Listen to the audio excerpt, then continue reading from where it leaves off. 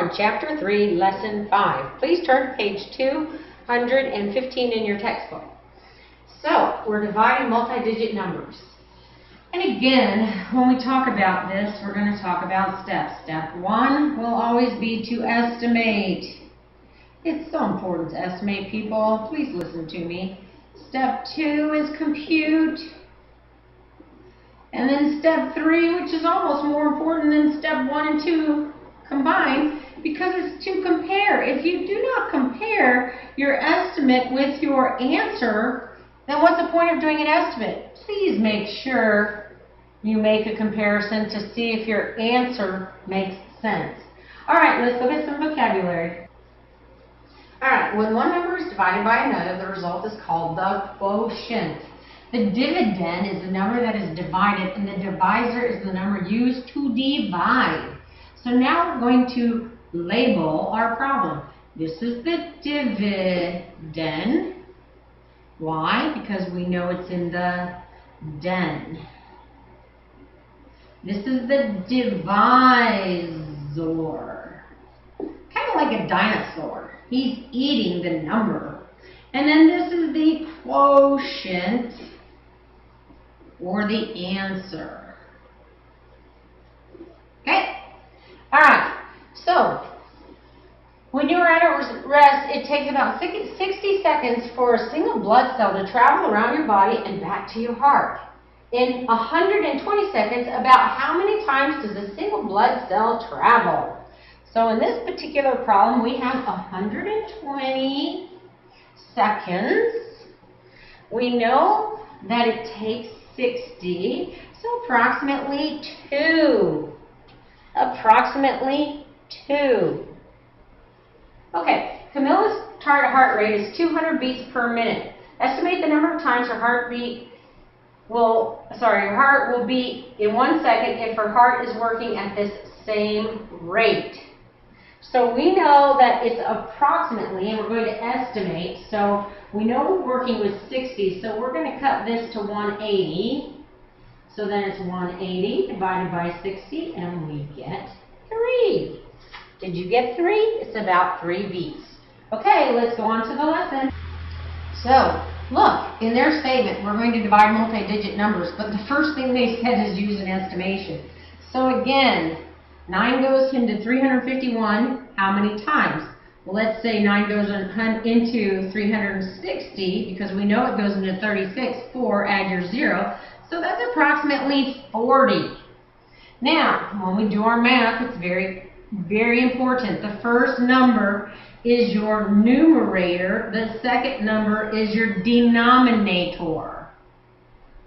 So again, if I were to write that as a fraction, it would be 351 over 9. This is your numerator, this is your denominator, down denominator, don't go into debt.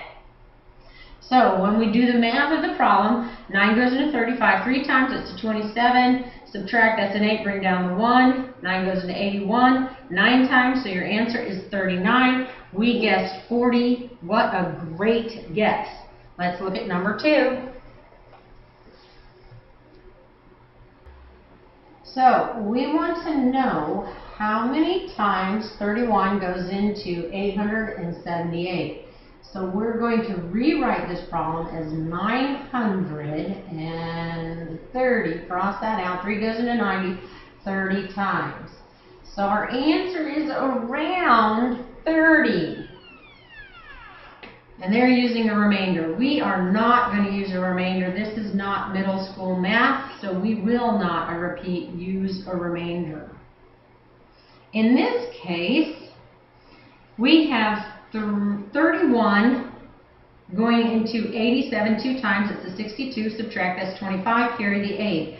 Goes into 258, approximately 8 times, that's 248, with a remainder of 10. Now, again, we're not going to use a remainder of 10, we're going to write it as a mixed number.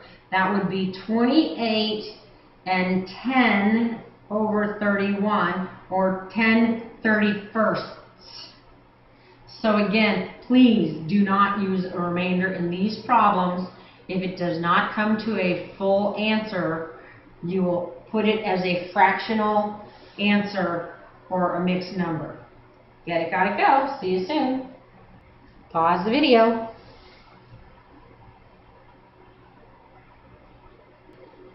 Okay, for the first one it worked out nicely because it went into it the whole time. So my estimate was 800 divided by 8, which is 100, and we got 96 as the answer. 96 is very reasonable for an answer of 100, or an estimate of 100. The next one, when we did it, we have 19 with a remainder of 14, or 19 and 14 sixteenths, which simplifies to 19 and 7/8. My estimate was 20. 20 is very close, very good, very good. Let's move on. Okay, we're up into the ante. We're dividing 4-digit dividends, so now we got 4 digits.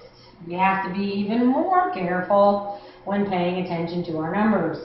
So in this case, I'm going to go 7,000 divided by 70. Get rid of that 0, 0. So we know that it's approximately 100. So I'm looking for something less than 100, less than 100. So when we do the math of the problem, 75 goes into 649 8 times. That's a 600, subtract, you get 49, bring down your 3. It goes into 493 6 times, or 450, subtract that, you get 43. So we know that our answer is 86 and 43 75ths. And again, please do not use remainders. We do not use remainders in middle school. You will write that as a fraction to the divisor. So again, the divisor, this is your remainder, and this is your divisor. Okay, all right, let's look at the word problem.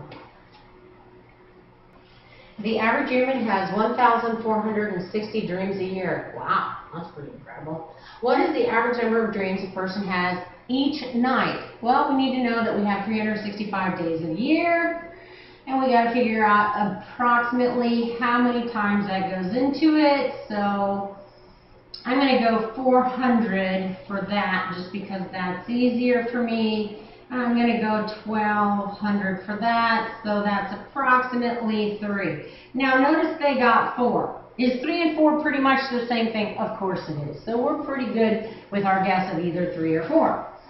And we end up with 4 as the exact answer, and 4 is close to 3. So we apparently have approximately 4 dreams per night. Get it, got it, go. See you soon. Pause the video. Division is all about being very, very careful in doing your work and checking your work twice. My estimate is 70. I got 77 and 9/56. My next estimate was 90. I get 93 and 2 over 91. And then the last one, I estimated 3 and got 3. Turn the page. The last one's a word problem. The total number of seats in a college stadium is 54,912. There are 44 sections. Each section has an equal number of seats. How many seats are in each section? So, if I just looked at it straight, I would say approximately 1,000. And again, I just put 44000 by 44 and came up with 1,000 as my estimate. And when I do the division, I end up with 1,248. That's a very good estimate. Why? Because I knew that it was 4 digits, and that helps me in getting my answer. So again, it's very important that you take your time in division problems, do the math.